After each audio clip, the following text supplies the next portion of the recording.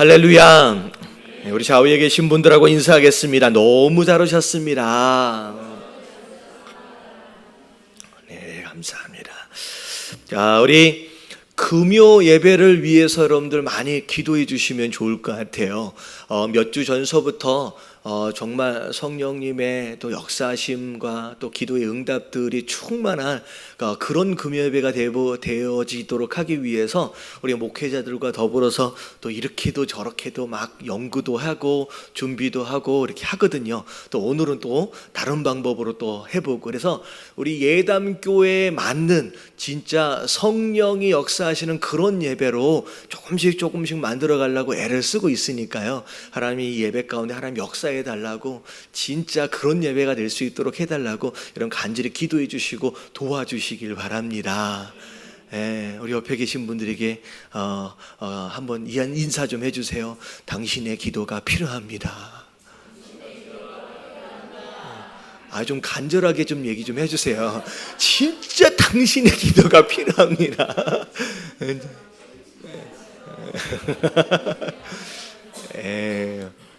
교회는 누구 잘난 한 사람에 의해서 세워지는 게 아니에요. 다 함께 기도해 주시고 도와주셔야 합니다. 자, 우리가 사도행전 말씀을 쭉 이어가고 있어요. 여러분들 이 금요 예배에 여러 가지 좀 방법들이 좀 제한되어지고 있는 가운데, 금요 예배의 말씀을 제가 일주일 동안의 이야기를 한 번에 다 하려니까 양이 너무 많은 것 같아서, 심지어 요것도 이제 어떻게 이제 조절을 해보려고 좀 애를 쓰고 있는데, 이것도 기도해 주시기 바랍니다. 자, 우리가 사도행전 8장 26절서부터 보게 되는데, 자, 이제 1장서부터 여러분들 스토리를 한번 좀 생각을 해보자고요. 예수님께서 부활하시고 승천하시면서, 자, 1장 8절에 뭐라고 말씀하셨냐면, 성령이 임하시면 너희가 뭘 받아요? 권능을 받고, 자, 뭐가 될 것이다? 예루살렘과 온 유다와 사마리아와 땅끝까지 이르러 나의 증인이 되리라 말씀하셨어요. 그래서 사도행전의 전체적인 스토리는 그 증인되어진 과정 가운데 교회가 세워지는 모습들이 이 스토리의 전체적인 주제다라고 생각하시면 되겠죠. 그러면서 성령이 임하기 전까지, 약속하신 그분이 임하기 전까지 어딜 떠나지 말라, 예루살렘을 떠나지 말라는 거예요. 성령으로 준비되어지고 무장되어져야, 그래야 증인되어진 삶을 살기 때문에. 그래서 끝까지 120명조의 성도들이 열심히 기도하는 가운데 성령이 임했습니다. 그것으로 말미암아 첫 번째 나타났던 표적이 무엇이었느냐면 방언의 은사였지요. 사람들이 방언의 은사를 보고서 신기해하면서 심지어 술 취한 것이 아니냐라고 오해까지를 했습니다. 자, 그랬을 때 베드로가 뭐라고 얘기하냐, 이건 술 취한 게 아니다, 성령이 임한 것이다 라고 설명을 해주면서 나중에는 예수가 하나님의 아들이고 너희가 죽인 그 예수가 그리스도다 라고 증언하는 것으로 말미암아, 자, 몇 명이 돌아오게 돼요? 3,000명이 돌아오게 됩니다. 그리고 나서 나중에 안진뱅이를 일으켜 세우면서 그 회당 안에, 예루살렘 성전 안에서 또 다른 많은 사람들이 모였을 때 예수가 그리스도라고 선포하는 순간 몇 명이 돌아와요? 5,000명이 돌아와요. 그 다음서부터는 숫자를 셀 수 없을 정도의 어마어마한 많은 성도들이 예루살렘 교회에 모여들기 시작했어요. 자, 사람이 많이 모여들다 보니 여러 가지 문제들이 생겨나는데, 특별히 유대인 쪽의 그리스도인 그리고 헬라인 쪽의 그리스도인, 이 그리스도인들이 서로 구제를 받는데 행정적인 문제가 생깁니다. 자, 그래서 무슨 일이 생기냐면, 사도들은 뭐에 집중하도록? 기도하는 것과 말씀을 전하는 것에 집중하도록 하기 위해서 7명의 성령이 충만하고 지혜가 충만하고 사람들에게 칭찬받는 사람들을 기준으로 7명의 뭘 세워요? 집사들을 세우게 되죠. 그래서 대표적인 집사가 누구하고 누구냐면 스데반하고 빌립 집사입니다. 자, 첫 번째 세워진 이제 이름이 등장하는 이 스데반 집사는 열심히 있는 사람이에요. 성령이 충만한 사람입니다. 그래서 복음을 증거하다가 공회에 잡혀가는 일이 벌어졌습니다. 자, 그랬더니 어떤 일이 벌어져요? 공회에 잡혀갔더니 전하지 말라고 하는데 거기에서 예수가 그리스도다라고 증거하는데 이 스데반은 약간 성격이 약간 공격적이에요. 그래서 듣고 있는 이 공회원들을 향하여서 너희가 죄인이다, 너희가 목이 고랐고 너희들이 조상을 닮아가지고 심지어 마음과 귀에 할례 받지 못했다라고 막 쏘아붙이니까 열받아가지고 스데반 집사를 바깥에 끌어내서 어떻게 해버렸어요?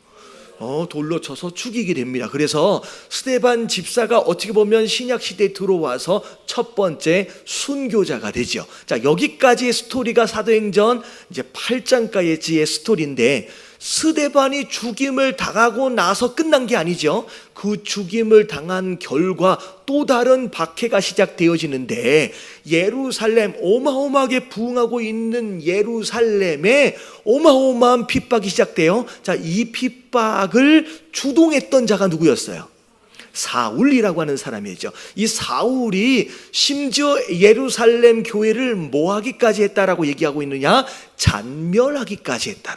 그래서 사도들 명명만을 남겨놓고 대부분의 모든 교인들이 전부 다 예루살렘을 떠나야 하는 그런 상황이 일어났어요. 근데 이것이 굉장히 어려운 일인 것 같지만 오히려 성도들이 예루살렘 바깥으로 흩어지는 것으로 말미암아 사도행전 1장 8절에 말씀하셨던 것처럼 예루살렘과 온 유대와 사마리아와 땅끝까지 이르러 내 증인이 되리라 말씀하신 그 말씀이 이제 이루어지기 시작하게 되는 계기가 되었다라는 거죠. 자, 그래서 그런 일이 벌어졌어요.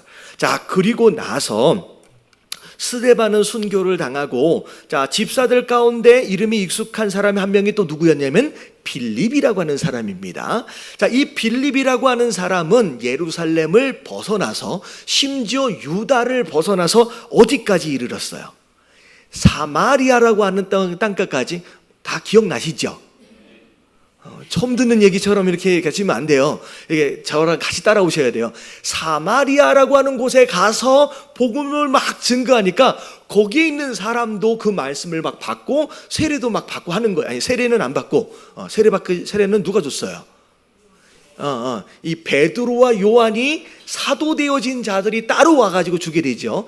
그래서 복음을 막 받는 상황 가운데서 사도들이 그 얘기를 듣고 예루살렘에 있던 사도들 베드로하고 요한이 사마리아를 방문하면서 안수할 때에 심지어 사마리아 사람에게까지도 이 성령이 막 임하는 그런 일이 이제 벌어졌습니다. 그리고 나서 세례도 받고 돌아오는 일이 많이 벌어졌어요.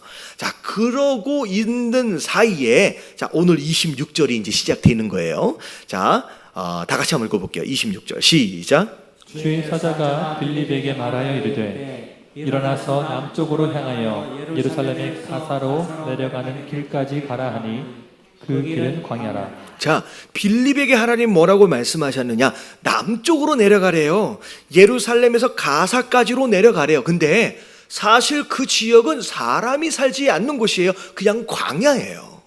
지금은 열심히 복음을 증거하고 있는 빌립, 사마리아에 오래 머물면 머물수록 더 유익이 있을 텐데 가능하면 복음은 사람이 많은 곳으로 가야 돼요? 없는 곳으로 가야 돼요?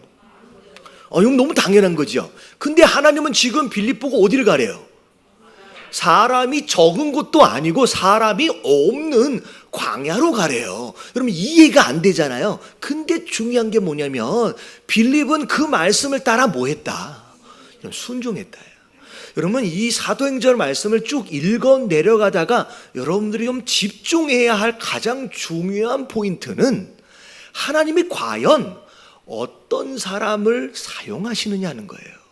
어떤 사람과 함께 일하시느냐라는 거예요. 유능한 사람, 능력 있는 사람이기보다는 오히려 그 외에 다른 부분들의 특징이 있는데 가장 중요한 특징은 어떤 특징이 있느냐? 말씀하실 때 이해가 되어지든 상관이 없이, 심지어 내가 왜 광야를 갑니까? 거기에 무슨 일이 있는데요? 라고 물어보지도 않아요. 굳이 설명해 주지 않는다라고 할지라도 그냥 하나님은 명령하시기 때문에 그냥 뭐 하는 거예요? 빌립은 순종하는 거예요. 여러분, 순종하는 사람을 여러분 하나님께서 사용하시는 줄로 믿습니다. 그래서 이번에 선교팀 갈 때에 여러 차례 모여가지고 훈련을 받는데, 훈련 받는 것에 있어서 가장 중요한 핵심 훈련 과제는 뭐 하는 거라고 얘기할 것 같아요? 뭐 하는 거? 순종하는 거. 뭐 하고서 순종하는 거? 입을 다물고 순종하는 거. 왜냐하면 우리가 이게 항상 어려움을 당하다 보면 뭘로 죄를 짓냐면 입술로 죄를 져요. 이래서 뭐하고, 저래서 뭐하고, 뭐 이렇게. 그러니까 입술로, 그러니까 마음으로 무슨 뜻을 품었느냐는 그 사람만 알잖아요. 근데 입으로 한번 뱉어진 말은요, 그게 전염이 되는 거예요. 모든 선교팀에게 악영향을 미치는 거예요. 그래서 지금 저쪽에 우리 이제 훈련팀에서도 한 2번 훈련할 때는 그냥 한 가지예요. 제발 뭐를 담아라. 뭐를 다무르라. 입을 다무르라. 입을 다물고 뭐 하라?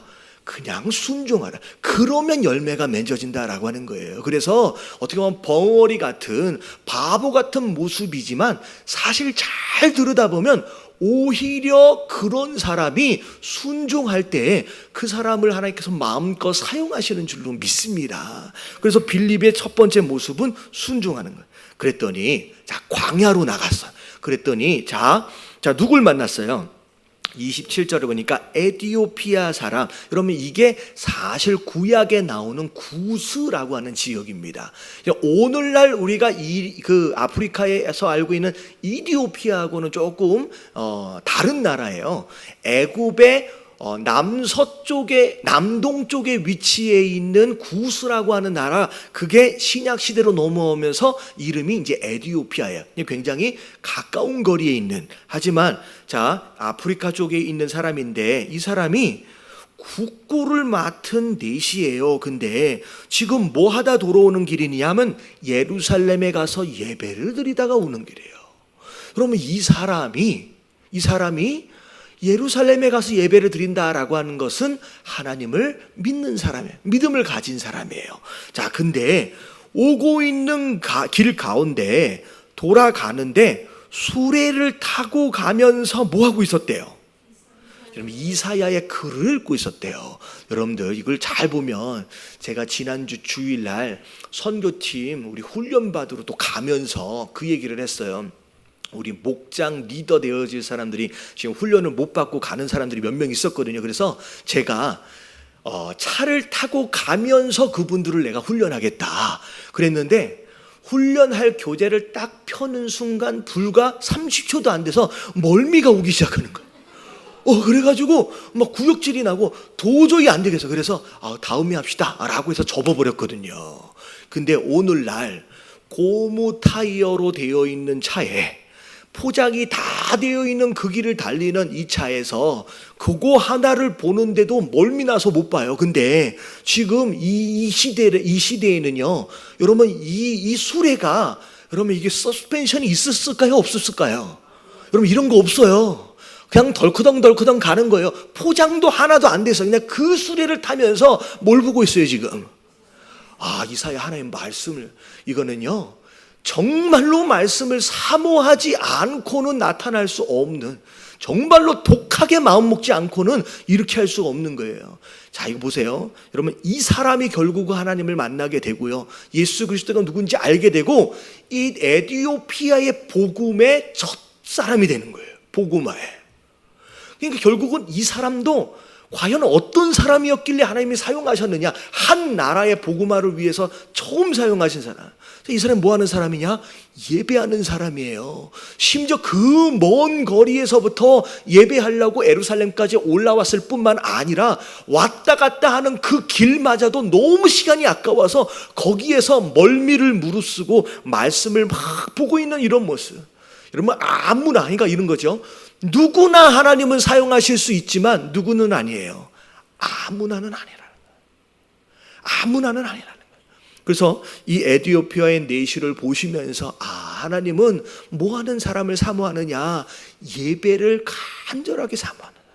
그 먼 거리를 내가 한 번 예배를 드리기 위해서 수레를 타고 오는 거예요. 내려가고 오고 가는 발걸음 가운데서 그 말씀을 한 자라도 보려고 심지어 밑에 내려가서 빌립이 물어보잖아요. 무슨 뜻인지 압니까? 라고 얘기했더니 뭐라 그래요? 아니, 가르쳐주는 사람이 없으니 내가 어떻게 알겠습니까? 이해도 잘 안 되는데도 불구하고 그냥 읽고 있는 거예요. 언젠가 하나님께서 깨달음을 주시겠지라고 하는 간절한 마음을 가지고 여러분, 이런 예배자, 이렇게 말씀을 사모하는 자가 되어지시길 주님의 이름으로 축원합니다. 이런 사람을 사용하시는 거예요. 그래서 가서 물었더니 지도해 주는 자가 없어서 난 모르겠습니다. 그래서 이사야에 이런 이야기가 나와요. 자, 32절, 33절 같이 한번 읽어볼게요. 다 같이 시작. 읽는 성경 구절은 이것이니 일렀으되 그가 도살자에게로 가는 양과 같이 끌려갔고 털 깎는 자 앞에 있는 어린 양이 조용함과 같이 그의 입을 열지 아니하였도다. 그가 굴욕을 당했을 때 공정한 재판도 받지 못하였으니 누가 그의 세례를 말하리요. 그의 생명이 땅에서 빼앗기리로다 하였다. 자, 여기서 말하고 있는 그가 과연 누구를 얘기하는 것인지 이 에디오피아 내시는 알지를 못하는 거예요. 누구라고 얘기해 주는 사람이 없으니까. 근데 누구는 알아요? 빌립은 알잖아요. 얘기해 주는 거죠. 지금 여기서 말하고 있는 그렇게 제물되어지는 양의 모습, 지금 어떻게 보면 핍박받는 그런 이 그라고 하는 이 모습은 누굴 얘기하는 것이냐? 바로 예수님을 얘기하는 것이다. 그분이 십자가에 못 박혀 돌아가심으로 말미암아 그 고난 당하신 그 제물 되신 바로 그분이 바로 이분이다라고 소상하게 자세하게 가르쳐 줍니다. 그제서야 그렇구나. 결국 예수님이 누군지에 대해서 깨닫게 되는 거예요. 그래서 빌립이 자, 마차를 멈추고 물이 있는 곳이 있었어요. 그래서 나 내려와서 세례를 받겠느냐?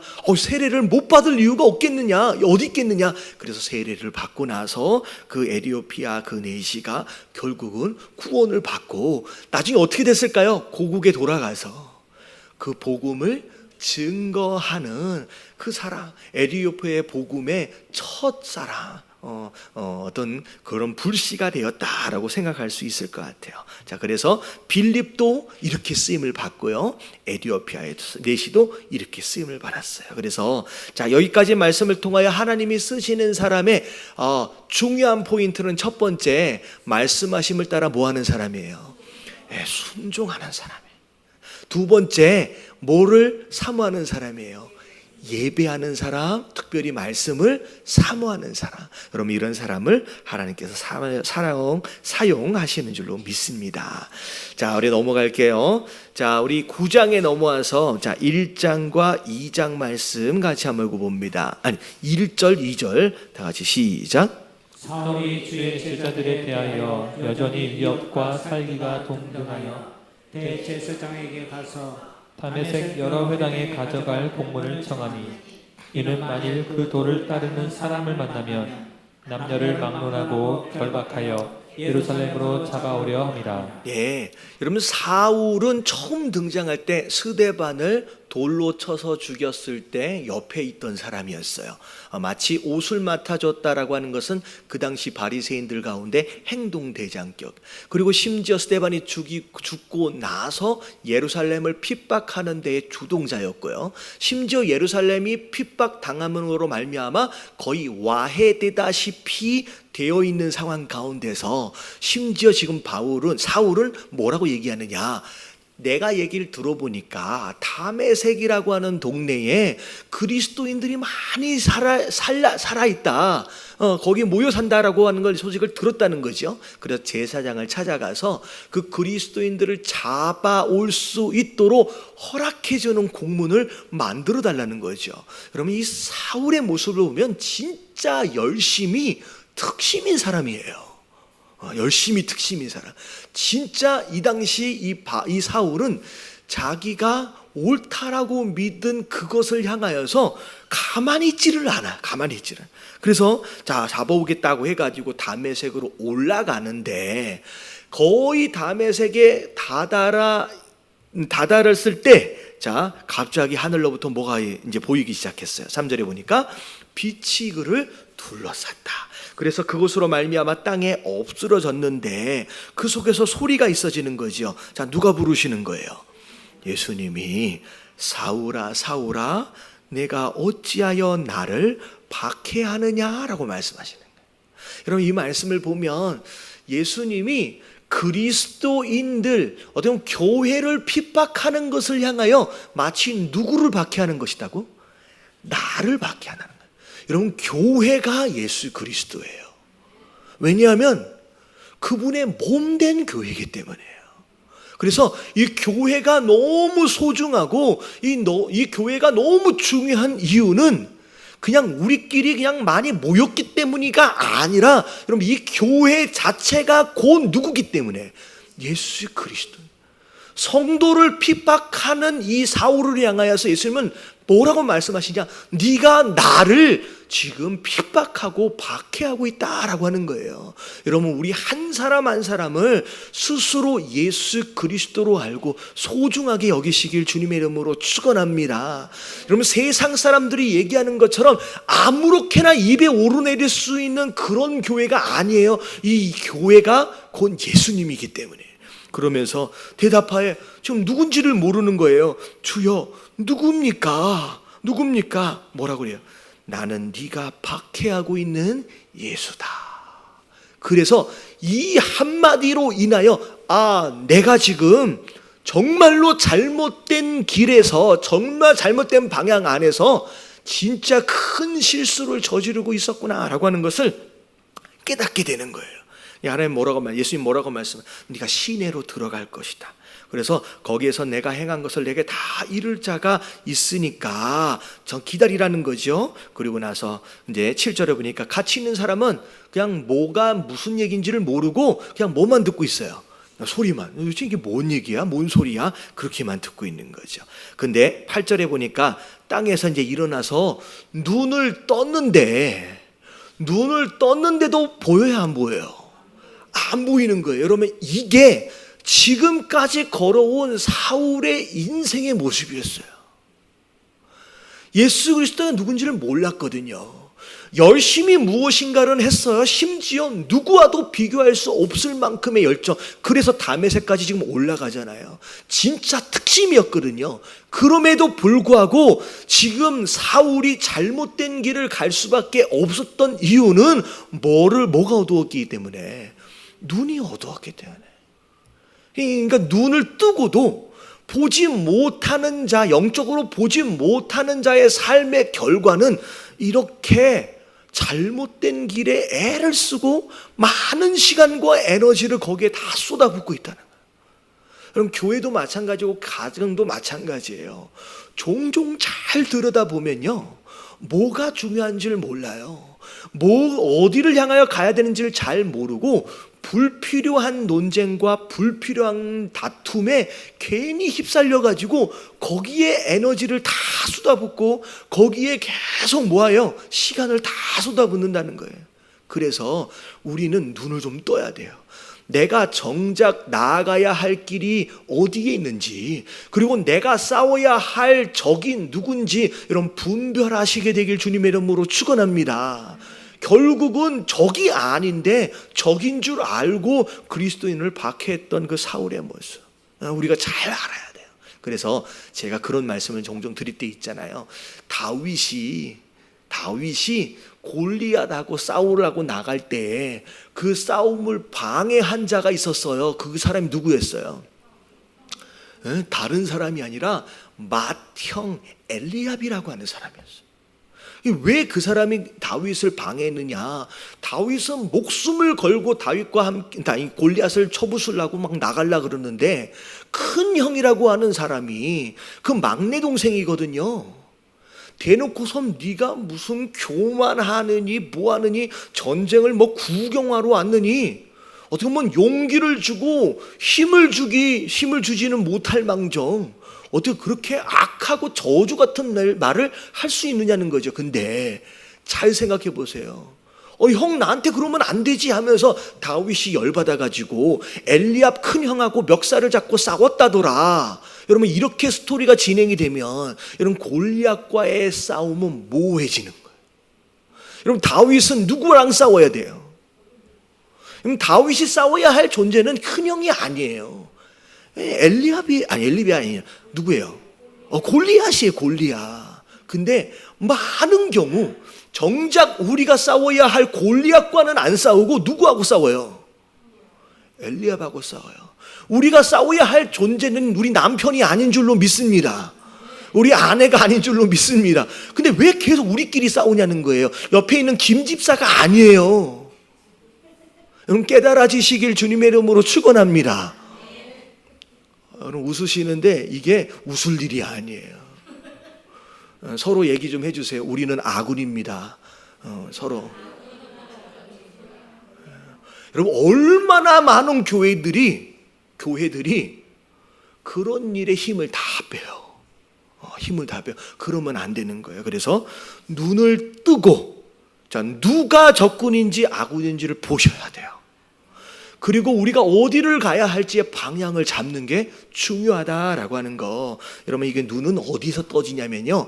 말씀을 통하여 떠지고요. 여러분 기도를 통하여 떠지는 거예요. 그러면 이게 안 되면요. 이게 불필요한 것에 에너지를 낭비한다는 거. 여러분 깨달아지시길 주님의 이름으로 축원합니다. 자, 10절 말씀 같이 한번 읽어볼게요. 시작. 그때 다메섹에 아나니아라 하는 제자가 있더니 주께서 환상 중에 불러 이르시되 아나니아야 하시거늘 대답하되 주여 내가 여기 있나이다 하니.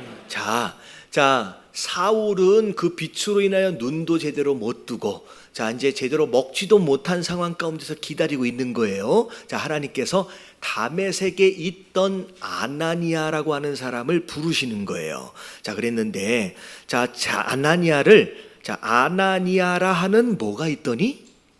제자가 있더니 라고 얘기하고 있어요. 여러분 이 제자라고 하는 표현이 마음에 확 들어오는데 야 하나님이 이 아나니아를 어떤 모습을 근거로 제자다라고 말씀하실까? 자 이렇게 보니까 환상 중에 아나니아야 라고 부르시니까 뭐라고 얘기해요? 주여 내가 여기 있나이다 라고 얘기하고 있어요. 여러분 이거는 첫 번째 이 아나니아가 누구의 음성을 들을 줄 알아요? 하나님의 음성을 들을 줄 아는 사람이에요. 여러분 이게 중요합니다. 내가 그분의 음성을 들을 수 없는데 무슨 일을 어떤 길을 어떻게 갈 수 있겠느냐는 거예요. 그래서 우리가 하나님의 음성을 듣는 게 굉장히 중요해요. 그래서 우리가 이때 당시에는 환상이나 이런 것들을 통하여 우리에게 자주 이제 제자들에게 말씀하셨지만 우리는 방금 전에 말씀드렸다시피 무엇을 통하여 하나님의 음성을 들어요? 하나님의 말씀을 통하여 또 기도하는 가운데 때로는 환상이나 또 이제 꿈을 통하여 보여주실 때도 있고요. 때로는 누군가를 통하여 사람을 통하여 말씀해 주실 때도 있고 또 어떨 때도 있어요. 환경을 통하여서도 말씀하실 때가 있어요. 수도 없이 다양한 방법으로 하나님께서 끊임없이 우리에게 말씀하고 계시는데 그 음성을 듣는 게 굉장히 중요하고 그 다음에 중요한 게 뭐냐면 주여 내가 여기 있습니다 라고 하는 이 표현은 마치 어떤 모습과 같냐면 옛날 사극 같은 걸 보면 되게 신기한 게 아주 깊은 밤이에요. 양반이 자다가 갑자기 일어나가지고 걔 거기 누구 없느냐라고 하면 누군가 꼭 한 사람이 뭐라 그래요? 여기 있습니다. 그것도 자다 일어난 목소리가 아니에요. 쌩쌩한 목소리로 여기 있습니다. 저는 그게 너무 신기한 거예요. 아마 불침번이 있어서 돌아가면서 밖에 누군가 대기하고 있는 것 같은 것 같아요. 근데 여러분 이게 종의 모습이고요. 이게 제자의 모습이에요. 이거는 그냥 나 여기 있어요 라고 얘기하는 게 아니라 말씀만 해 주십시오. 저는 무슨 말씀이든 뭐 할 준비가 돼 있다. 순종할 준비가 돼 있습니다 라고 이야기하는 모습처럼 들려지는 거예요. 그렇게 들리지 않아요? 여러분 이게 제자의 모습이에요. 근데 하나님이 이제 뭐라고 말씀하시는지를 보면 네가 직가라 하는 거리를 가면 누굴 만날 것이다? 사울을 만날 것이다. 그리고 그 사울을 데리고 오라는 거예요. 다 사울과 함께 이제 사울을 데리고 와서 보살펴 달라는 거예요. 근데 아나니아가 생각할 때 사울이 누군지 알거든요. 다메섹에 머물러 있는 동안에 사울이 지금 그리스도인들을 잡으러 올라오겠다는 소문도 다 들었어요. 그래서 사울 때문에 굉장히 공포 가운데 굉장히 힘들어 있는 상황이었는데 지금 그 사울을 만나서 데리고 오래요. 야, 그러면 이 중간에 아나니아가 이 사울은 이런 사람이었는데요 한마디 해요. 근데 하나님이 뭐라고 얘기하느냐? 내가 그를 택했다. 내가 이방인들을 위해서 전도의 도구로 내가 택했다라고 딱 말씀하시는 순간 아나니아가 17절을 보니까 뭐 했대요? 그 길로 길을 떠납니다. 사울을 찾으러. 저는 이 아나니아의 순종을 보면서 여러분 이 순종하기 위해 두 가지 장벽을 넘어야 돼요. 두 가지. 첫 번째는 사울을 만나러 가는데 이 사울은 데려다가 예루살렘에 가서 감옥에 가두려고 했던 사람이거든요. 그러면 사울을 만난다라고 했을 때 사실은 아나니아 입장에서 볼 때 사울은 굉장히 위험한 인물이에요. 잡히면 어떻게 될 수도 있어요. 자기가 감옥에 끌려가서 죽임을 당할 수도 있는 상황이라는 거예요. 여러분 이게 순종이라고 하는 것을 하기 위해서 넘어야 할 어떤 첫 번째 장벽일 수가 있어요. 여러분 순종하면 다 잘 될 거야 라고 되어지는 게 아니라 심지어 순종을 통하여서 내가 어떻게 될 수도 있다. 죽는다라고까지 가버리면 조금 그러니까 위험해질 수도 있다는 거예요. 근데 아나니아가 순종했다라고 하는 것은 뭘 무릅쓰고 위험해질 것을 무릅쓰고 순종한 거예요. 그럼 이게 첫 번째 넘어야 할 장벽이에요. 그리고 두 번째 장벽이 뭐냐면 사울은 이미 수많은 그리스도인들을 잡아서 괴롭혔던 사람이에요. 다시 말하면 그리스도인 입장에서 볼 때 사울은 어떤 존재냐면 위험한 존재를 넘어서서 왼수 같은 존재예요.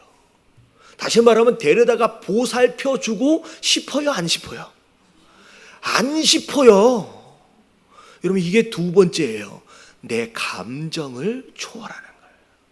여러분 하나님께서는 때로는 내가 싫어하는 사람과 함께 일하라고 하실 때가 있어요. 그럴 때가 있지요. 그럴 때 하나님 나는 쟤는 너무 싫어요. 박 집사는 너무 싫어요. 이러면 된다 안 된다. 여러분 그러지 마세요. 사람을 가리지 마세요. 최소한 여기서는 잡아 죽이려고 하는 원수는 없잖아요. 그렇죠? 여러분 그리고 내가 싫어하는 일을 하나님께서 부탁하실 때가 있어요. 내 취향과는 좀 거리가 먼 그럼에도 불구하고 내 취향이나 내 감정을 뛰어넘어서 하나님께서 순종하기를 원하실 때가 있다는 거예요. 이게 아나니아의 순종의 모습이라는 거예요. 여러분 내가 편하고 내가 할 만하고 내가 좋아하는 사람과 할 수 있는 그 일은요 여러분 누구나 다 할 수 있어요. 여러분 그렇지 않고 오히려 성도 되어지고 오늘 같은 경우는 제자 되어진 자들에게 특별히 어려운 일들을 부탁하실 때가 있다라는 거예요. 여러분 그렇다라고 할 때 여러분 이 말씀을 좀 떠올리심으로 말미암아 그래도 내가 순종해야 된다 그랬지 하고 여러분들 순종해 보시길 주님의 이름으로 축원합니다. 자 그리고 나서 사울을 만나서 데려다가 보살펴 줬더니 사울 눈에서 비늘 같은 것이 벗겨지면서 이제야 눈을 뜨게 됩니다. 자 그리고 나서 20절을 보니까 같이 한번 읽어볼게요. 시작. 예수가 하나님의 아들이심을 전파하니. 이게 하나님이 사울을 사용하신 이유예요. 자기가 알았잖아요. 내가 지금 잘못 살았구나. 내가 방향이 잘못됐구나 라고 하는 걸 깨닫는 순간 여러분 체면이고 뭐고 없어요. 그냥 뭐예요? 또 나가서 예수가 그리스도다, 예수가 하나님의 아들이다 라고 하는 걸 즉시 증거하며 다니는데 여러분 이런 사울의 모습을 사실은 주변 사람들 심지어 그리스도인들이 당황하는 거예요. 이해하지 못하는 거예요. 그래서 22절에 보니까 당혹하게 생각을 했다라고 이야기되는 거예요. 하지만 중요한 건 깨달음이 있다라고 한다면 주저하지 않고 행동으로 옮기는 이 사울의 모습 또한 우리가 본받을 부분이다라고 생각하시면 되겠습니다. 자, 23절, 24절 같이 한번 읽어볼게요. 다 같이 시작. 여러 날이 지남에 유대인들이 사울 죽이기를 공모하더니 그 계교가 사울에게 알려지니라. 그들이 그를 죽이려고 밤낮으로 성문까지 지키거늘. 예, 사울의 성격이 조금 날카롭습니다. 그러다 보니까 어떻게 해요? 복음을 증거하기는 하는데 이제 불과 며칠 지나지 않아서 그냥 원수들이 생기기 시작하는 거죠.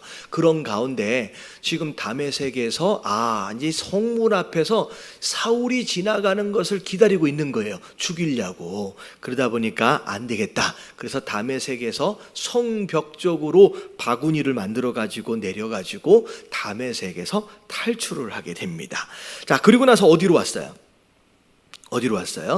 26절을 보니까 예루살렘으로 옵니다. 근데 예루살렘으로 왔는데 원래 예수님의 제자였던 사도들이 이 사울을 이게 받아주지 못하는 거예요. 굉장히 갑자기 돌변한 이런 상황도 믿겨지지 않을 뿐만 아니라 혹시나 이게 계략 중에 하나가 아닐까 그렇게 생각할 수 있잖아요. 속임수를 써서 이 예루살렘 교회와 이 중요한 인물들을 다 탐방한 다음에 그 다음에 한꺼번에 마치 덫을 넣은 것처럼 그렇게 계략을 짠 게 아닐까 그런 식의 생각도 들었을 것 같아요. 자, 근데 제자로 믿어주지 않으니까 자 27절에 보니까 누가 등장해요? 이 바나바가 등장합니다. 여러분, 이 바나바는 이 사도행전에서 처음 등장한 게 아니에요. 어디에 한번 등장했어요? 예루살렘 교회가 서로 막 물건들을 팔아서 서로 나눌 때 그때 전 재산을 팔아가지고 함께 공유하고 교회를 도왔던 그 사람이에요. 근데 이 사람이 이 사울을 데리고 와서 변론을 해줍니다. 믿어도 됩니다 라고 이야기를 해주는 거예요. 이게 보면 교회 안에서도 그렇고 어디에서도 그렇고 사울과 같이 앞장서서 일을 이루어가는 사람도 필요하지만 그 사람이 그렇게 할 수 있도록 뭐 해주는 사람도 필요해요. 뒤에서 보이지 않는 곳에서 도와주는 사람들이 필요하다는 거예요. 그래서 예전에 그런 얘기를 들은 적이 있어요. 요즘에는 한국 마라톤이 명함도 못 내밀거든요. 근데 예전에 한참 한국 마라톤 하면 무조건 금메달을 따는 것 같이 생각했을 당시가 있어요. 그때 누가 있었냐면 누구죠? 황영조. 그럼 황영조라고 하는 사람하고 또 그다음에 누구냐면 이봉주라고 하는 사람. 여러분 기억나시죠? 그때가 거의 대박이었거든요. 무조건 뛰면. 근데 제가 듣기로 마라톤 선수 1등 하나를 만들기 위해서 두세 사람의 서포터가 필요하다. 이걸 뭐라고 부르냐면 페이스메이커예요. 이게 뭐냐면 이 사람이 끝까지 속도를 줄이지 않고 계속 뛸 수 있도록 이 사람 앞에서 속도를 맞춰서 띄워주는 사람이 있는 거예요. 그래서 이 사람 앞에 뛴 사람은 바람을 다 맞잖아요. 그러니까 바람을 맞지 않도록 뒤에서 뛰고 있는 황영조는 좀 더 수월하게 뛰면서 속도를 늦추지 않고 뛰는 거예요. 근데 바람을 맞으면서 뛰니까 어느 정도 뛰다가 뒤로 탈락이 돼. 지쳐서. 그러면 또 누군가가 앞장서서 막아준대요. 그래서 결국은 그 페이스메이커들이 앞장서서 다 막아주다가 속도를 유지해주다가 다 탈락을 하고 뒤에서 보호를 받은 그 유망주가 1등으로 들어오는 거예요. 다시 말하면 그 금메달은 그 사람만의 금메달이 아니에요.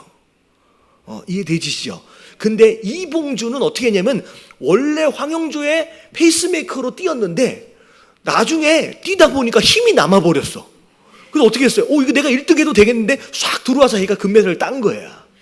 그러니까 이렇게도 되는 거예요. 그러니까 마라톤도 마찬가지. 우리 하나님의 일을 감당함에 있어서 앞장서는 것만 좋은 게 아니라 또 그런 사람들을 또 세워가기 위해서 뒤에서 기도함으로 여러 가지 섬기고 하는 것으로 서포팅하는 그런 중요한 그런 사람들도 중요하다라는 거죠. 그래서 바나바가 결국은 사울이 나중에 바울 사도로 세워짐에 있어서 굉장히 중요한 역할을 감당하는 거예요. 그래서 오늘 여기 말씀을 보니까 바나바가 중간에서 중재해주지 않았으면요 계속 외톨이처럼 떠돌아다닐 뻔했어요. 자, 그리고 그래서 이제 사울이 이제 인정을 받고 예루살렘에서 출입을 하는데, 자 29절을 보면 자 같이 한번 읽어볼게요. 시작. 또 주 예수의 이름으로 담대히 말하고 헬라파 유대인들과 함께 말하며 변론하니 그 사람들이 죽으려고 힘쓰거늘.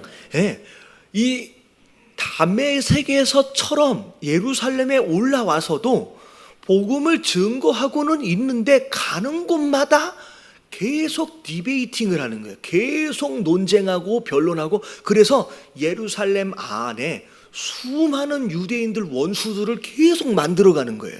그래서 이 제자들, 어떻게 보면 이 사도들이 이 사도 바울 때문에, 그러니까 사울 때문에 골머리가 왔습니다.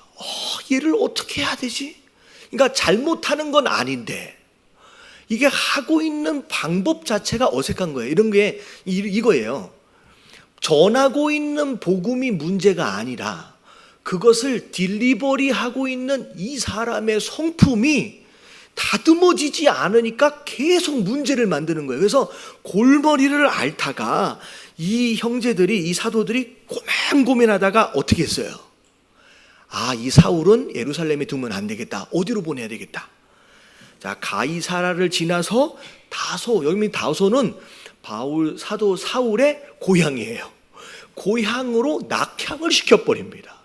근데 그 다음 말씀이 참 짜네요. 31절 같이 한번 읽어볼게요. 시작. 그리하여 온 유대와 갈릴리와 사마리아의 교회가 평안하여 든든히 서가고 주를 경외함과 성령의 위로로 진행하여 수가 더 많아지니라. 그럼 그리하여가 무슨 뜻이에요? 사울이 예루살렘을 떠나니까, 떠난 결과로 말미암아 예루살렘 교회가 오히려 어떻게 돼요? 그럼 평안해지고요, 오히려 든든해지고요, 여러분 부흥하게 됐대요. 여러분 이거 되게 슬픈 이야기예요. 여러분 우리가 잘 알아야 돼요. 사울이 지금 잘못된 이야기를 하고 다니는 게 아니잖아요. 근데 바른 말이다라고 할지라도 그걸 전달하는 방법과 전달하는 사람의 성품의 차이로 인하여 오히려 교회를 어지럽게 만들고 힘들게 만드는 결과로 나타날 수 있다라고 하는 거죠. 그래서 우리가 어떤 말을 전한다라고 했을 때 내가 이걸 전달할 때 어떻게 해야 되는지, 어떻게 보면 방법과 태도를 여러분 조심하고, 어떻게 보면 그 모난 성품들이 좀 있다라고 한다면 여러분 잘 다듬어 보시게 되길 주님의 이름으로 축원합니다. 그래서 자, 사울의 행적을 제가 잠깐 정리해 드릴게요. 사도행전에는 구체적으로 나와 있진 않지만 다메섹에서 예수 그리스도를 만나고 아나니아의 보살핌을 받고 나서 갈라디아서에 보면 이 바울 사도가 다메섹에 계속 머물러 있었던 것이 아니었습니다. 다메섹에서 어디로 가요? 아라비아라고 하는 곳에 가요. 그 아라비아라고 하는 곳에서 3년 동안 혼자 훈련을 받습니다. 여러분 이 아라비아에서의 훈련은 뭐에 대한 훈련이냐? 이미 율법에 대해서 아주 박학다식하게 알고 있던 이 사울이 예수가 그리스도다라고 하는 마지막 내용을 가지고 음성을 듣는 시간이었어요. 그게 3년이 걸린 거예요. 마치 제자들이 예수님과 함께 몇 년 동안 동행했어요. 3년 동안 동행한 것처럼. 그래서 3년, 그래서 우리 목회자들이 신학 공부를 할 때 목사가 되기 위해서 공부하는 게 MDB 과정인데 이 MDB 과정이 몇 년이에요? 이게 3년이에요. 그래서 이 3자라고 하는 숫자가 완전 숫자로서 이게 이제 제자가 되어지고 목회자가 되어짐에 있어서 굉장히 적당한 어떤 시간. 그래서 아라비아에 가서 공부를 많이 하고 온 거예요. 이게 복음의 내용이구나. 그래서 바울 사도가 쓴 서신서들을 보면 굉장히 깊이가 있는 게 그냥 혼자 깨달은 게 아니라 그 3년 동안 깨달은 거예요. 그게 3년이에요. 그리고 나서 아라비아에서 다시 어디로 돌아오냐면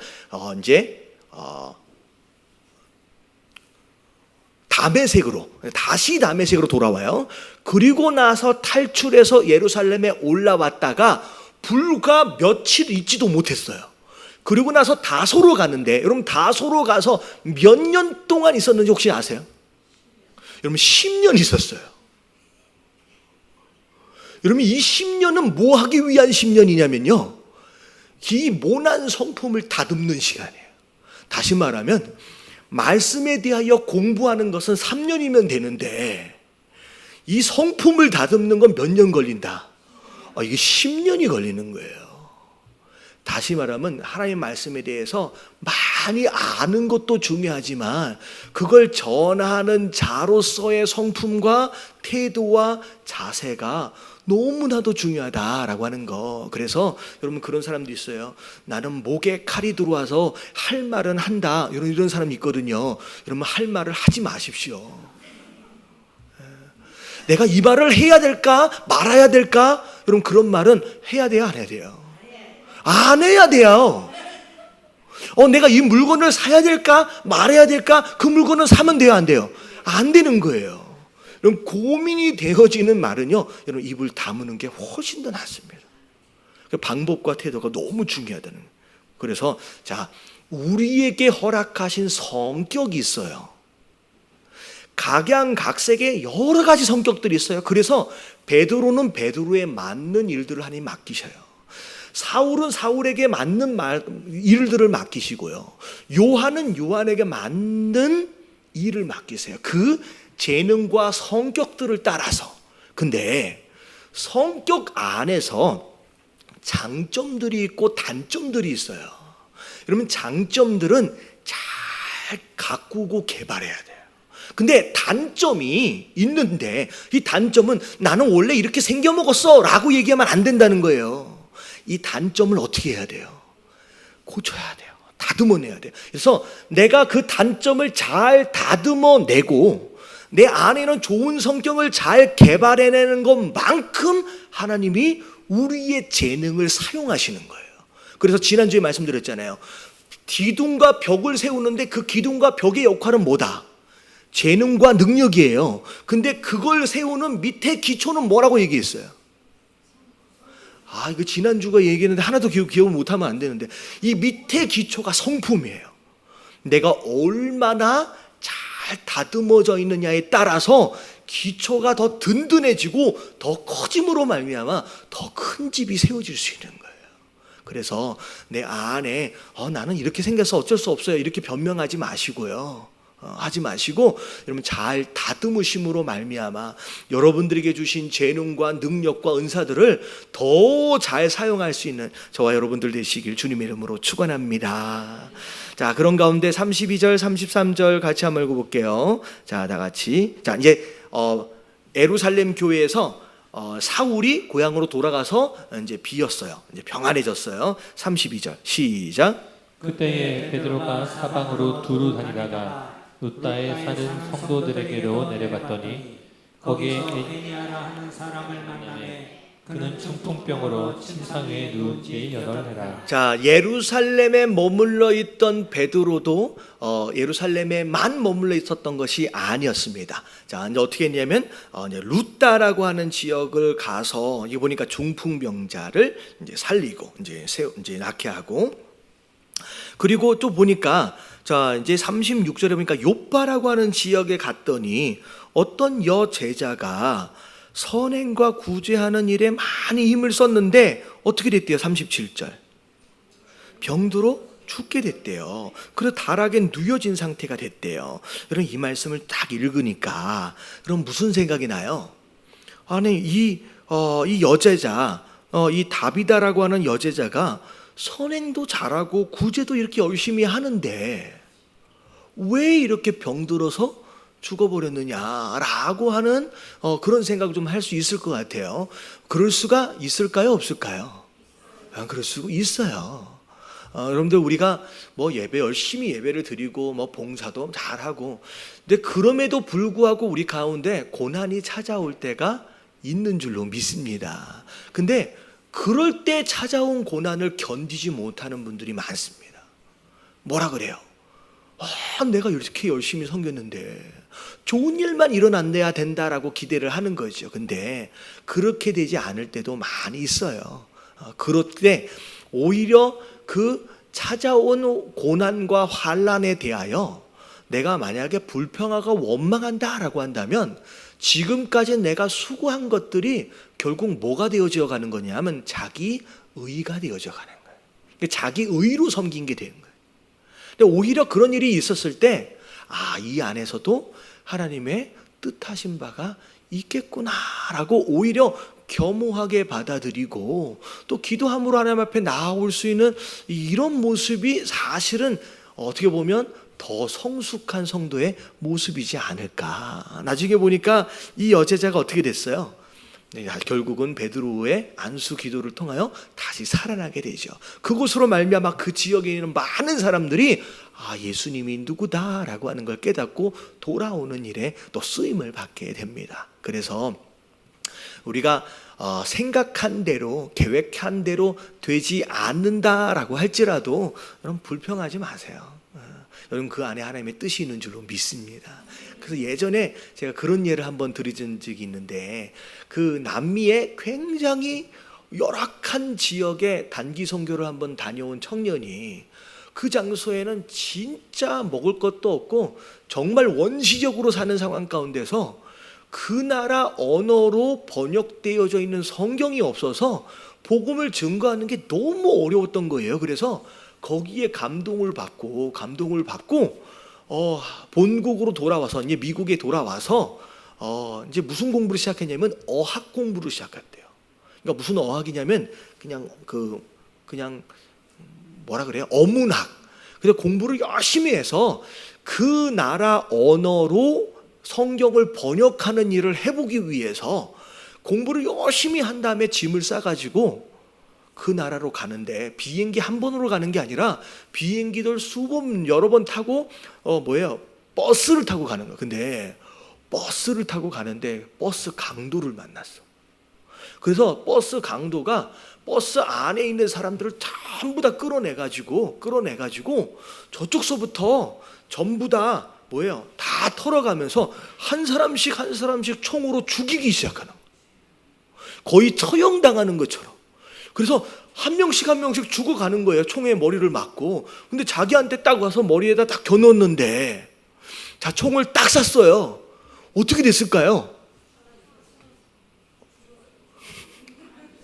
원래 스토리 같은 경우에는 총알이 발사가 안 돼서 갑자기 살았다더라 그러면 너무 좋을 것 같잖아요.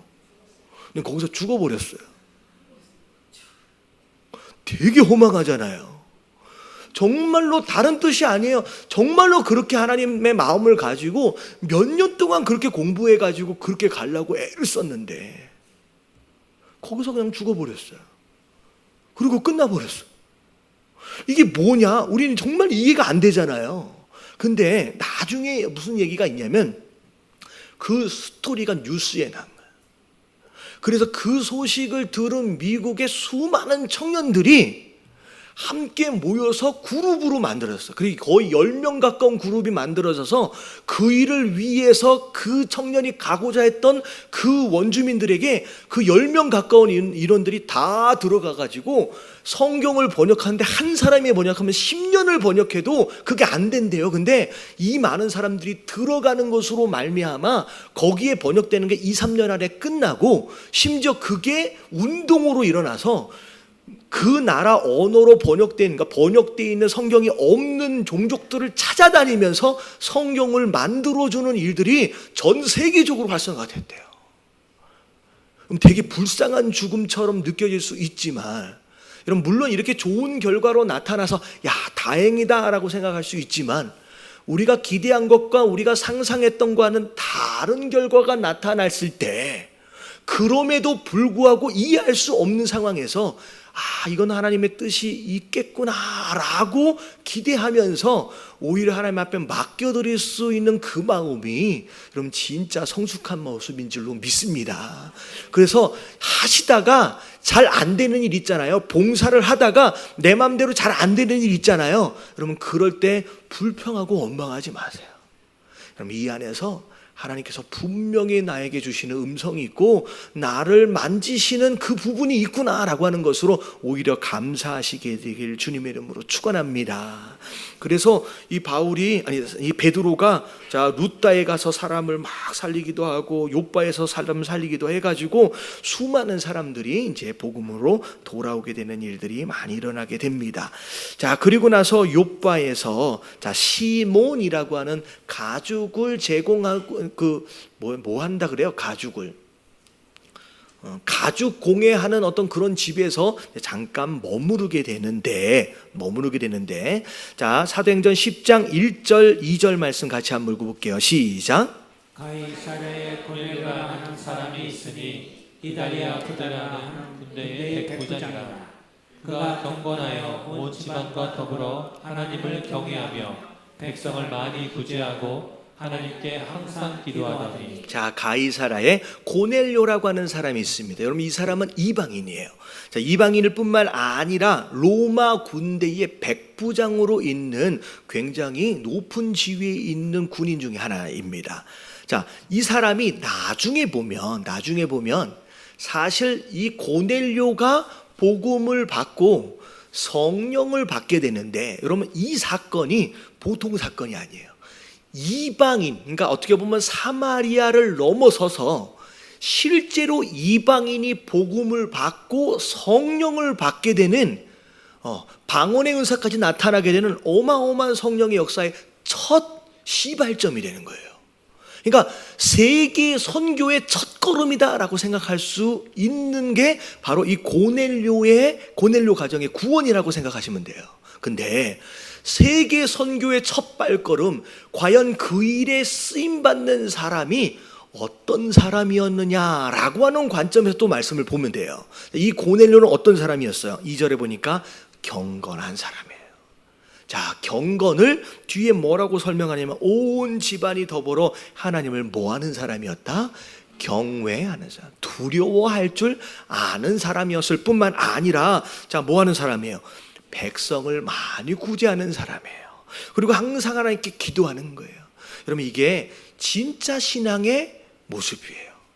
우리가 한국 교회 안에서 이게 자칫 왜곡하고 있는 것들 중에 하나가 뭐냐면 예배를 열심히 잘 드리고 기도를 열심히 하는 것만이 좋은 신앙의 기준인 것처럼, 근데 성경은 수직적인 관계, 하나님과의 관계도 중요하지만 수평적 관계, 우리에게 허락하신 사람들과의 관계도 여러분 신앙생활의 일부라고 얘기를 하는 거예요.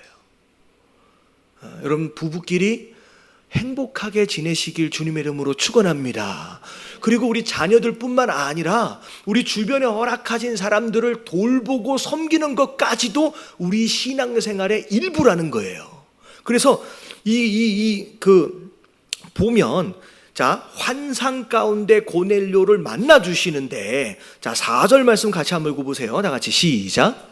고넬료가 주목하여 보고 두려워 이르되 주여 무슨 일이니까? 천사가 이르되 내 기도와 구제가 하나님 앞에 상달되어 기억하신 바가 되었으니. 하나님께서 고넬료를 만나 주신 이유가 두 가지예요. 네가 뭐 했기 때문에? 기도했기 때문에. 그리고 기도와 더불어 뭐 했기 때문에? 구제했기 때문에. 다른 사람들을 섬기는 일에 충성을 다했던 그 모습, 이 두 가지로 인하여 내가 너한테 응답한다라고 얘기하는 거예요. 그래서 여러분 실제로 진짜 하나님이 주시는 복을 누리시길 원하신다라고 한다면 기도도 열심히 해야 되지만 여러분 잘 섬기고 봉사하고 여러분 구제하는 일에 참여하시길 주님의 이름으로 축원합니다. 그래서 얘기하는 거예요. 욥바에 지금 베드로가 있잖아요. 욥바에 가면 베드로가 있는데 베드로를 데리고 모셔오라는 거죠. 모셔와서 말씀을 들으라는 거예요. 그랬더니 즉시 하인 2명과 군사 1명을 데리다가 보내게 돼요. 그 시점에 그 다음 날, 이튿날 이 베드로가 밥 먹기 전에 옥상에 뭐하러 올라가요? 기도하러 올라가요. 여러분 이게 굉장히 중요한 장면이에요. 이게 뭐냐면 이 장면이 세계 선교의 첫걸음이라 그랬잖아요. 이 어마어마한 순간 이게 누구와 누가 만남으로 이 일이 이루어지냐면 기도하던 고넬료와 기도하던 베드로가 만남으로 이 역사적인 사건이 일어나는 거예요. 다시 말하면 하나님은 뭐 하는 사람을 사용하신다? 여러분 기도하는 사람을 사용하신다라고 하는 거예요. 그럼 기도하지 않으면요 쓰실 수가 없다라고 얘기를 하시는 거예요. 보세요. 기도하는 중에 음성을 들어요. 기도하는 중에 또 베드로가 또 음성을 듣는 거예요. 다른 것으로 우리가 열심을 내면요 오히려 어려워져요. 기도해야 된다는 거예요. 기도하는데 자 하늘에서 그릇 같은 게 내려와요. 잡아먹으면 안 되는 짐승들이 그 안에 있어요. 자 먹어라 라고 하니까 안 됩니다. 먹으면 안 됩니다. 이건 부정한 겁니다. 하나님 뭐라 그러세요? 내가 깨끗하게 한 것을 향하여 네가 부정하다라고 얘기하면 안 되지 라고 하면서 3번이나 얘기해요. 자 그리고 나서 다음 말씀을 보면 17절 자 다 같이 한번 읽어볼게요. 시작.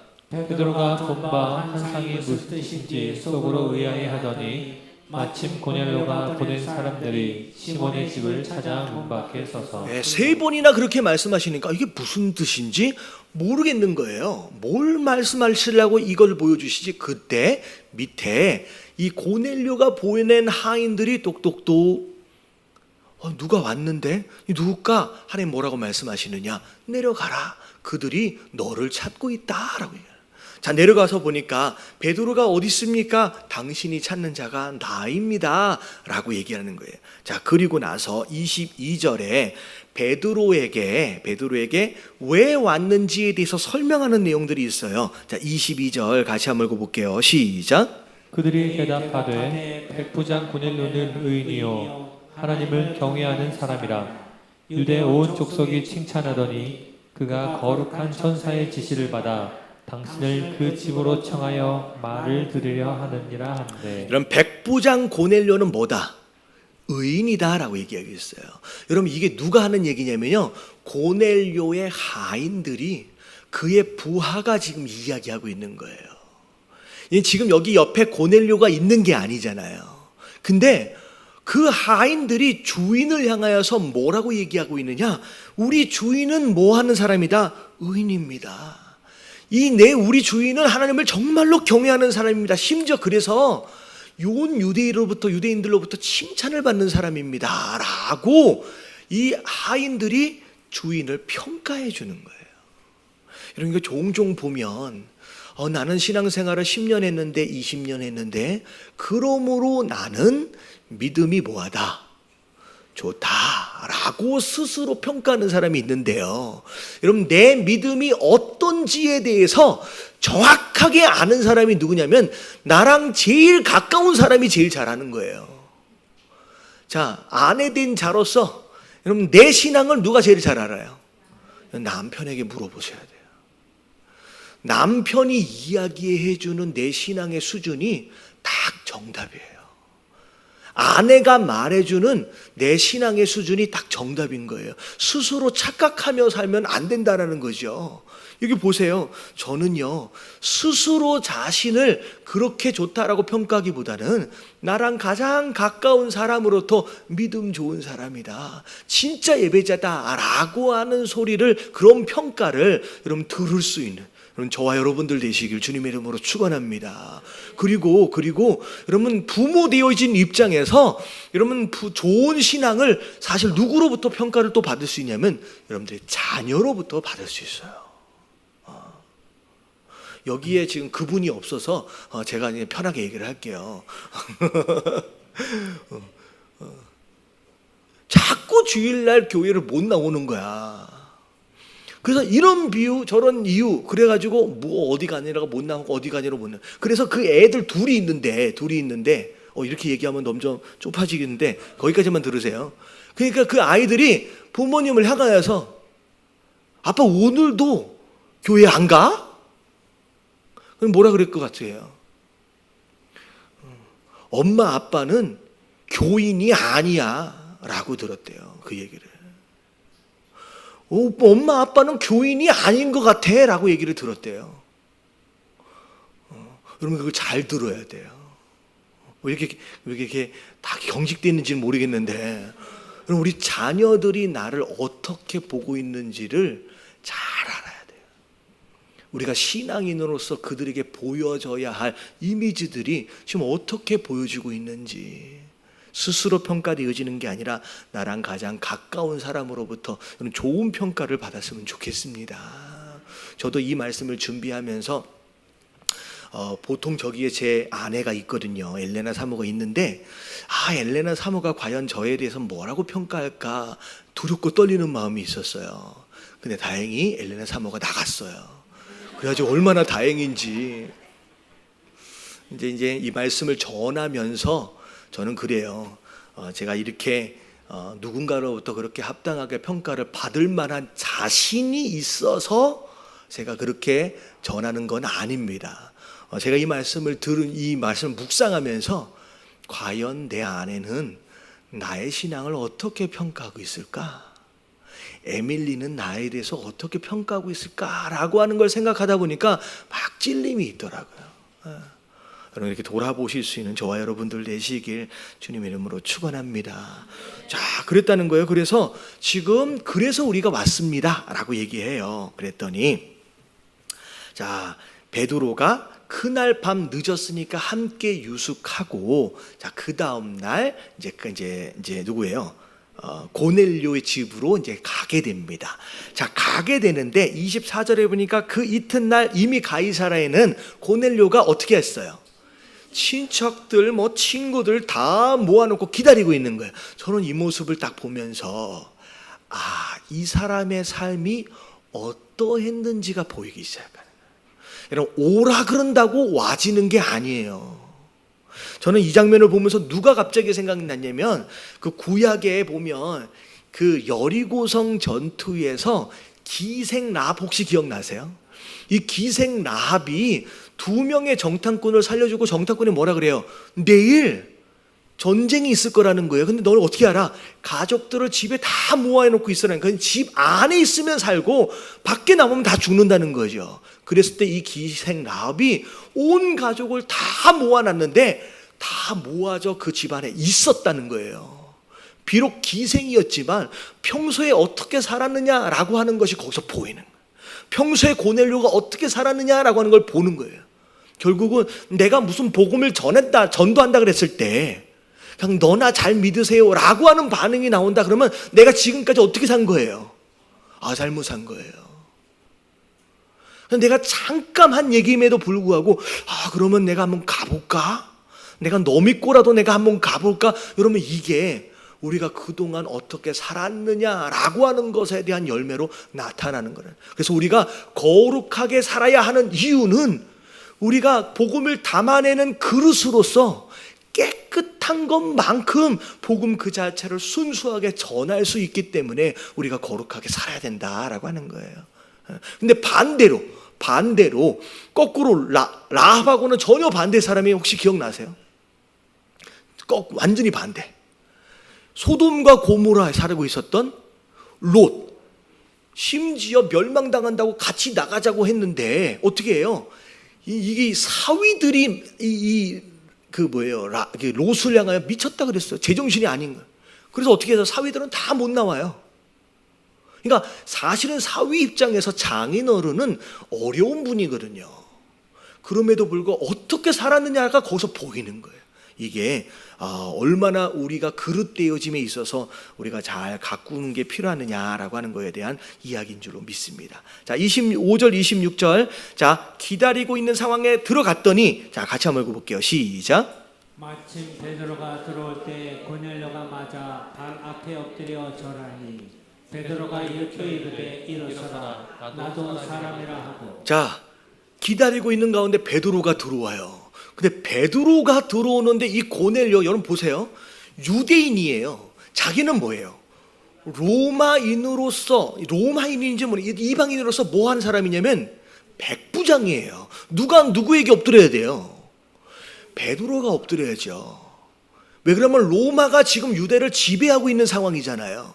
근데 오히려 베드로 밑에 무릎을 꿇고 엎드립니다. 마치 누굴 대면하는 것처럼, 하나님을 대면한 것처럼. 나중에 33절에 보니까 말씀을 듣기 전에 뭐라고까지 얘기하느냐, 우리가 다 누구 앞에 서 있다? 하나님 앞에 서 있다라고 이 고넬료가 얘기하는 거예요. 이게 얼마나 말씀을 사모하는 가운데 그 말씀 앞에 얼마나 경외함으로 나가느냐라고 하는 거예요. 근데 반대로 베드로는 그렇게 엎드려져 있는 이 고넬료를 향하여서 뭐라 그래요? 내가 하나님이 아니라는 거예요. 나도 사람입니다. 이러면 안 됩니다라고 일으켜 세우는 거예요. 여러분, 이게 은혜가 있는 교회의 모습이에요. 성도 되어진 자들은 말씀 앞에서, 여러분, 사람이 아니에요. 손목사가 아니에요. 하나님 앞에 있다라고 하는 마음으로 진짜 감사하고 사모하는 마음으로 엎드려서 나가는 거예요. 근데 목사는 어떻게 나가는 거예요? 나는 하나님이 아니다. 나는 그냥 부족한 똑같은 뭐일 뿐이다. 죄인일 뿐이다. 사람일 뿐이다 라고 겸손하게 낮추는, 여러분, 이런 교회에 하나님께서 은혜를 주시고 여러분 복을 주시는 줄로 믿습니다. 여러분, 이게 되는 교회의 모습이에요. 여러분, 이게 뒤집어지면 망하는 교회예요. 자, 뒤집어지면 어떻게 될까요? 성도는 목사 알기를 목같이 알고, 자, 그리고 목사는 스스로를 모처럼 생각해요. 내가 하나님인 것처럼. 여러분, 이런 교회는 망하는 교회예요. 여러분, 우리 교회는 여러분 여기에 고넬료가 베드로를 만나고 있는 이런 모습처럼 목사는 겸손하고 성도는 정말 경외하는 마음으로 그렇게 말씀을 받을 수 있는, 여러분, 은혜 받는 교회가 되어지시길 주님의 이름으로 축원합니다. 여러분, 이 모습으로 가면요, 솔직히 은혜를 안 받는 것이 기적이에요. 생각해 보세요. 전하는 베드로는 겸손하게 두렵고 떨리는 마음으로 하나님을 전파한, 하나님의 말씀을 선포하는 거예요. 사람이니까. 근데 받는 사람 마치 하나님 앞에 있는 것처럼 두렵고 떨리는 마음으로 그 말씀을 받. 여러분, 이렇게 예배가 되어지면요, 여기에서 은혜를 못 받는 것 자체가 너무 신기한 거예요. 여러분, 그렇게 여러분 이런 교회가 되어지시길 주님의 이름으로 축원합니다. 옆에 계신 분들에게 인사 좀 해주세요. 이런 교회가 되어야 한답니다. 이게 되는 교회의 모습입니다. 그래서 결국은 말씀을 받게 되는데, 자, 31까지 마무리를 할게요. 자, 베드로가 말씀을 선포해요. 말씀을 선포해요. 자, 그런데 베드로가 뭐라고 얘기하느냐? 34, 35절 다 같이 시작. 베드로가 입을 열어 말하되 내가 참으로 하나님은 사람의 외모를 보지 아니하시고 각 나라 중 하나님을 경외하며 의를 행하는 사람은 다 받으시는 줄 깨달았도다. 베드로가 생각할 때는 유대인만 조금 더 생각하면 사마리아 정도, 왜냐하면 혈통적으로 섞여 있으니까 그들이나 하나님께서 은혜를 주시는지 알았는데 보니까 그게 아니라는 거예요. 하나님은 누구에게 은혜를 주신다? 혈통과 외모와 이런 것과는 상관이 없이 진짜 하나님을 경외할 줄 아는 자, 그리고 의를 행할 줄 아는 자, 이 두 가지가 수직과 수평 관계가 다 있잖아요. 고넬료처럼. 여러분, 누가 은혜를 받느냐? 우리 아버지가 목사였어요. 우리 아버지가 장로예요. 여러분, 이게 아니에요. 내가 10년을 다녔어요. 20년을 다녔어요가 아니에요. 내가 성경을 10번이나 통독을 했어요. 이게 아니에요. 하나님이 정말로 보시기 원하시는 예배자의 마음은 나를 진짜 두려워할 줄 아느냐는 거예요. 그리고 네가 내 마음을 가지고 형제 자매들을 헌신함으로 그렇게 섬기고 있느냐, 의를 행하고 있느냐라고 하는 것을 보신다라고 하는 거예요. 결국은 말씀이 선포됩니다. 선포되자마자 그 말씀을 통하여 성령이 임하기 시작해요. 그리고 심지어 방언이 일어나게 됩니다. 그러니까 바울 사도가 뭐라 그래요? 이 베드로가 뭐라 그래요? 이 47절. 자, 다 같이 시작. 이에 베드로가 이르되 이 사람들이 우리와 같이 성령을 받았으니 누가 능히 물로 세례를 베풀을 그 말이요. 네, 원래는 이방인에게는 세례를 베풀면 안 되는 줄 알았는데 성령 하나님이 세례를 줘버리시니까 우리가 이제는 세례를 주지 않을 수 있는 근거가 없다는 거죠. 그래서 다 세례를 받고 그 고넬료 집안이 복음화 되어졌다라고 하는 게 우리 십자가의 스토리입니다. 그래서 오늘 이제 쭉 말씀이 좀 이어져 가는데 그 지난주에까지의 말씀이 교회가 어떻게 세워지고 있느냐라고 하는 거에 대해서 우리가 집중적으로 생각했다라고 한다면, 그러면 오늘 여기까지 말씀을 통하여서 과연 세계 선교 그 복음화를 위해서 하나님이 어떤 사람들을 사용하고 계시는가라고 하는 것들을 중심으로 좀 생각하시고, 제가 아까 이따가 좀 기도 제목을 띄워드릴 거예요. 그런 사람이 되어지기 위해서 뭘 준비해야 되는지를 오늘 함께 결단했으면 좋겠습니다. 자, 우리 같이 한번 찬양할게요.